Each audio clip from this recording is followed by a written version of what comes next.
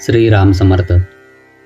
सद्गुरू श्री ब्रह्मचैतन्य गोंदवलेकर महाराज यांचे प्रवचन 8 मे. भगवंताचे अनुसंधान राखावे. फार दिवस वापरून जोडा फाटला की तो दुरुस्त केला तरी पुन्हा पुन्हा फाटतोच.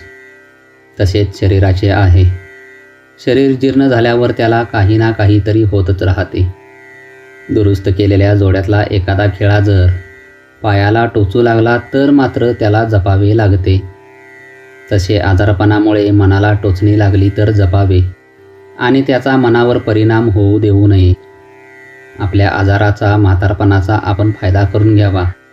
एखादी शहाणी सुगरणबाई ज्याप्रमाणे कोंड्याचा मांडा करते त्याप्रमाणे आपण आपल्या दुखण्यामधून भगवंताचे अनुसंधान टिकवायला शिकले पाहिजे.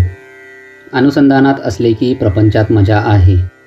अडचणी आणि संकटे यांचीसुद्धा मजा वाटेल. पोहायला येणाऱ्या एखाद्याला नुसते सरळ पोहायला सांगितले तर आवडणार नाही. तो उड्या मारील, बुड्या मारील, वाकडा तिकडा पोहेल. तसे भगवंताच्या अनुसंधानात राहिले तर प्रपंचाची मजा वाटेल. कोणतीही गोष्ट एकदा ओळखली की मग तिची नाही भीती वाटत. विषय जोवर ओळखले नाहीत तोवरच ते आपल्याला त्रास देतात. याकरिता ज्या ज्या गोष्टी होत असतात त्या त्या भगवंताच्या इच्छेनेच होत आहेत ही जाणीव ठेवून वृत्ती आवरण्याचा प्रयत्न करावा. परमार्थाच्या आड आपले आपणच येत असतो. आपली वृत्ती जिथे जिथे वावरते तिथे तिथे भगवंताची वस्ती असते. म्हणून वृत्ती जरी कोणतीही उठली तरी तिथे भगवंताची आठवण केली तर ती चटकन मावळते. आपण नेहमी आपल्या उपास्य देवतेचे स्मरण करीत असावे. त्याच्या पायावर मस्तक ठेवावे आणि त्याची अनन्य भावाने प्रार्थना करावी की हे भगवंता, तुझ्या आड येणारे हे विषय तुझ्या कृपेशिवाय नाही दूर होणार. आजवर जगाचा मी अनुभव पाहून घेतला.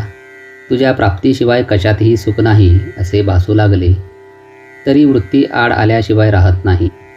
माझ्या अज्ञानाने मी आज स्वतःच्याच आड येत आहे.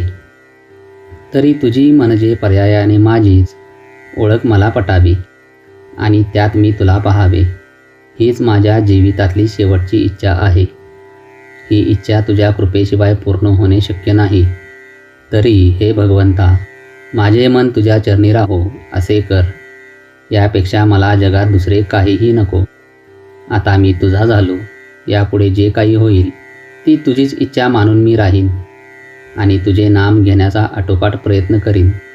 तू मला आपला मन. जय जय रघुवीर समर्थ. आजचे बोधवाक्य. वृत्ती स्थिर झाली की त्याच्या मागोमाग समाधान येतेच. श्रीराम समर्थ.